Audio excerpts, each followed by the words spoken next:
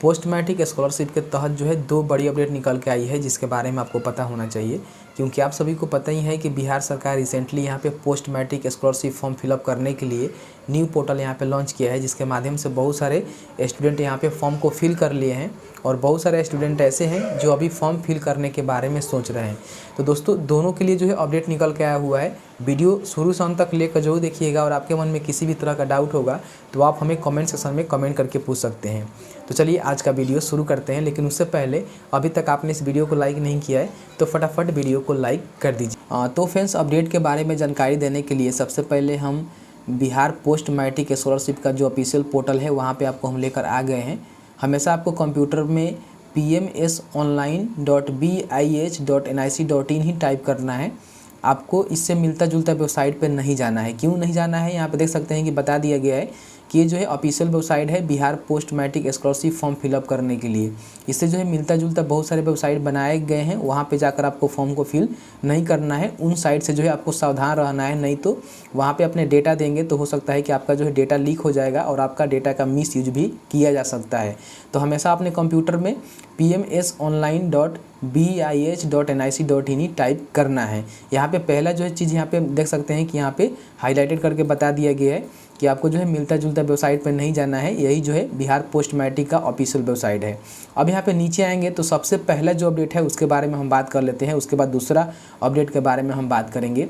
तो पहला अपडेट के रिगार्डिंग हम आपको बताएं तो आप सभी को पता ही है कि पोस्ट मैट्रिक स्कॉलरशिप में 3 एकेडमिक ईयर के लिए जो है फॉर्म यहाँ पे फिल कर सकते हैं, 2019-20, 20-21 और 21-22। मान लीजिए आप एक छात्र हैं तो तीनों एकेडमिक ईयर के लिए जो है फॉर्म यहाँ पे फिल कर सकते हैं और इसका लाभ ले सकते हैं। अब यहाँ पे अपडेट क्या निकल के आया हुआ है कि तीनों एकेडमिक ईयर के जो अपडेट निकल के आया हुआ है इसमें एक डेट निर्धारित किया गया है कि इस एकेडमिक ईयर के लिए जो है आप इस दिन तक आवेदन कर सकते हैं। तो सबसे पहले समझिए कि 2019 और 20 और 20-21 के लिए एकेडमिक ईयर के लिए अगर आप फॉर्म फिल करना चाहते हैं, जैसे कि प्रीवियस जो भी ईयर आपने पढ़ा है उसका आपने फॉर्म फिलअप नहीं किया है और यहाँ पे आप फॉर्म को फिल करना चाहते हैं, जैसे कि 2019-20, 20-21, तो उसका जो रजिस्ट्रेशन है यानी कि रजिस्ट्रेशन मानिए या फिर फॉर्म फिलअप मांगिए वो जो है 31/10 तक ही आप कर पाएंगे। यानी कि 31/10/2021 से पहले जो है आपको 2019-20 और 20-21 का जो एकेडमिक ईयर होता है उसके लिए आपको फॉर्म फिल कर देना है। 31/10/2021 के बाद जो है ये दोनों एकेडमिक ईयर के लिए फॉर्म यहाँ पे क्लोज कर दिया जाएगा, उसके बाद आप फॉर्म को फिल नहीं कर पाएंगे। अब यहाँ पे दोस्तों देख सकते हैं कि बताया गया है कि 2021-22 के लिए अगर आप यहाँ पे फॉर्म फिल करना चाहते हैं, अभी तक आपने नहीं फिल किया है, जो कि करेंट का यहाँ पे एकेडमिक ईयर चल रहा है, तो उसका जो लास्ट डेट रखा गया है 30/11 रखा गया है, यानी कि दोनों में 1 महीना का फ़र्क है।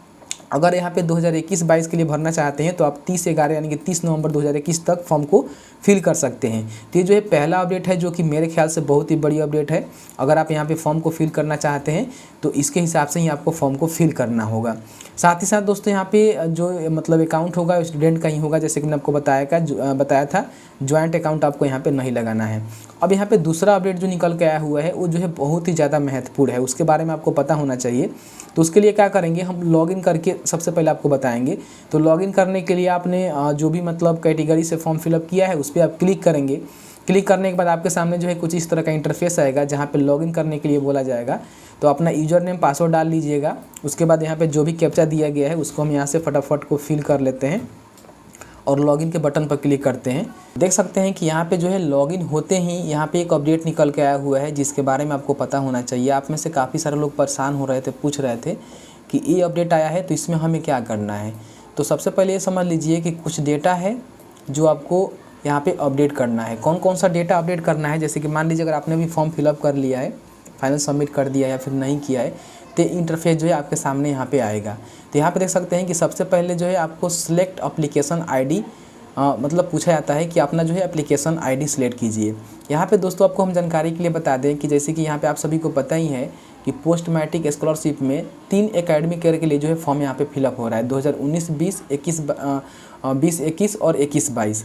तो यहाँ पे अगर आपने तीनों के लिए फॉर्म फिलअप किया होगा तो यहाँ पे जो है 3 आपको एप्लीकेशन आईडी मिलेगा, जैसे कि मेरे में यहाँ पे मिल रहा है। अगर आपने 1 फिलअप किया होगा तो आपको 1 ही मिलेगा। तो जैसे कि मान लीजिए आपका 1 है या फिर 2 है, 3 है, तीनों को अलग अलग आपको सबमिट करना पड़ेगा। तो सबसे पहले हम यहाँ पे सेलेक्ट कर लेते हैं। मान लीजिए हम इस एप्लीकेशन आईडी पे सबमिट करना चाहते हैं तो इसको हम यहाँ से सेलेक्ट करेंगे। जैसे ही सेलेक्ट करेंगे तो ये साइट जो है थोड़ा सा रिफ्रेश होगा, आपको वेट करना है। उसके बाद यहाँ पे पूछा जा रहा है कि क्या आप ऑर्फन हैं। ऑर्फन का मतलब होता है कि आपके माता पिता नहीं हैं क्या। तो आप यहाँ पे देख लेंगे, अगर आप ऑर्फन है तो यहाँ पे यस करेंगे, नहीं है तो नो करेंगे। ठीक है, इस डेटा को ज़रूर आप देंगे। अगर आप ऑर्फन है तो आपको जो है ज़्यादा यहाँ पे मतलब प्रीफरेंस मिलेगा। तो आप देख लीजिएगा, आप नो है कि यस है, अपने हिसाब से यहाँ पे सेलेक्ट कीजिएगा। उसके बाद मान लीजिए अगर आप किसी भी तरह का डिजेबिलिटी है, आपको मतलब किसी भी तरह का डिजेबिलिटी है तो आप यहाँ पे उसको सिलेक्ट कर सकते हैं। हमारे केस में नहीं है तो मैंने इसको पहले ही नो कर दिया था, तो यहाँ पे ये नहीं आएगा। आपके केस में अगर होगा तो आप यहाँ पे यस करके उसका जो परसेंटेज है वो डालेंगे कि आपका जो डिजेबिलिटी है वो कितना है। उसके बाद यहाँ पे हाउस होल्ड कैटेगरी आपसे पूछा जाता है कि आपका जो हाउस मतलब है वो पूरेस्ट है कि अदर है। तो आप अपने हिसाब से देखेंगे, अगर आप ज़्यादा गरीब होंगे तो पूरेस्ट करेंगे, अगर आप अदर हैं मतलब कि अच्छे खासे घर से हैं तो आप अदर कर सकते हैं। तो आप अपने हिसाब से यहाँ पे देख लेंगे, जो भी आप सेलेक्ट करना चाहते हैं सेलेक्ट कर सकते हैं। उसके बाद यहाँ पे देख सकते हैं कि प्रीवियस कोर्स पासिंग परसेंटेज मांग रहा है। अब इसमें दोस्तों आपको हम बता देंगे क्या डालना है। सबसे पहले समझ लीजिएगा, जैसे कि आप सभी को पता ही होता है कि बिहार पोस्ट मैट्रिक स्कॉलरशिप होता है वो मतलब 10th के बाद ही भरा जाता है। तो जैसे कि मान लीजिए अगर आप इंटर यहाँ पे कर रहे हैं तो आपका जो प्रीवियस कोर्स पासिंग परसेंटेज हो गया वो आपका 10th का हो गया। ठीक है, उसी तरह मान लीजिए अगर यहाँ पे आप ग्रेजुएशन कर रहे हैं तो ग्रेजुएशन आप इंटर पे ही करते हैं तो आपका जो प्रीवियस पासिंग परसेंटेज हो गया वो जो है इंटर का हो गया, अगर आप ग्रेजुएशन कर रहे हैं। तो इस तरह से आपको फिल करना है।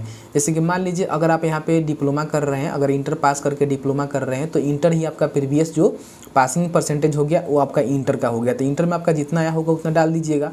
अगर मान लीजिए आप यहाँ पे बीटेक कर रहे हैं तो बीटेक में क्या होता है कि आप मतलब बीटेक इंटर के बाद ही करते हैं तो आपको यहाँ पे डालना होगा। आई थिंक आपको समझ में आ गया होगा। उसके बाद यहाँ पे प्रीवियस कोर्स आपने कब पास किया था, जैसे कि मान लीजिए अगर आप इंटर का डाले हुए हैं तो इंटर आप कब पास किए थे, मैट्रिक का डाले हुए हैं तो मैट्रिक मतलब जो भी यहाँ पे परसेंटेज डाले हुए हैं वो आपने कब पास किया था, इसके हिसाब से आप यहाँ पे सेलेक्ट करेंगे।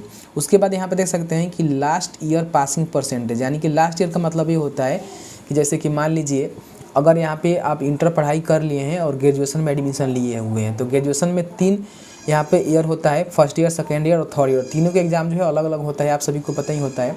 तो जैसे कि मान लीजिए अगर यहाँ पे फर्स्ट ईयर में होंगे तो आपका जो लास्ट मतलब हो गया वो आपका इंटर ही होगा, लेकिन अगर आप सेकेंड ईयर में है तो आपका जो लास्ट होगा वो फर्स्ट ईयर वाला होगा। फर्स्ट ईयर में आपने जो भी मार्क्स लेकर आया होगा वो आपको यहाँ पे फिल करना होगा। तो उसी हिसाब से आप देख लीजिएगा, जो भी आपका लास्ट ईयर होगा मतलब कि आपने जो भी लास्ट में मतलब अभी जो पढ़ाई कर रहे हैं उससे लास्ट में जो भी आपने यहाँ पे मतलब पहले जो भी यहाँ पे एग्ज़ाम पास किया है उसका जो है परसेंटेज आपको यहाँ पे डाल देना है। उसके बाद लास्ट ईयर आपका जो रिजल्ट है वो पास आया था कि फेल आया था आपको दे देना है। जैसे कि कई सारे छात्र मतलब ग्रेजुएशन में फर्स्ट ईयर में यहाँ पे फेल कर जाते हैं तो उनको यहाँ फिर से स्पेशल एग्जाम देकर पास करना होता है। तो अपने हिसाब से यहाँ पे फेल है कि पास है अपने हिसाब से सेलेक्ट करेंगे और उसके बाद यहाँ पे इसको सेव कर देंगे। सेव करने के बाद दोस्तों यहाँ पे आप क्लोज कर देंगे, आपका काम हो जाएगा। लेकिन फिर आप लॉगिन कीजिएगा तो फिर इस तरह से अगर आपके सामने आता है, अगर आपने यहाँ पे सबमिट कर दिया है तो उसको आपको क्लोज कर देना है, ज़्यादा कुछ मतलब इससे आपको नहीं रखना है। तो इस तरह से अपडेट निकल के आया हुआ था, इस तरह से जो आपको करना है। तो फ्रेंड जैसे कि आपने देखा कि मैंने आपको बता दिया है कि इस तरह से बिहार पोस्ट मैट्रिक के रिगार्डिंग 2 अपडेट निकल के आया हुआ है और दोनों अपडेट से जो है थोड़ा ना थोड़ा बहुत आपको फ़ायदा हुआ होगा। तो प्लीज़ वीडियो को लाइक कर दीजिएगा। आपके मन में किसी भी तरह का डाउट होगा तो आप हमें नीचे कमेंट सेक्शन में कमेंट करके पूछ सकते हैं। चलिए मिलते हैं एक नए वीडियो में एक नए टॉपिक के साथ। तब तक के लिए वीडियो देखने के लिए आपका बहुत बहुत धन्यवाद। आप जहाँ भी हैं सुरक्षित रहें, स्वस्थ रहें। बहुत बहुत धन्यवाद।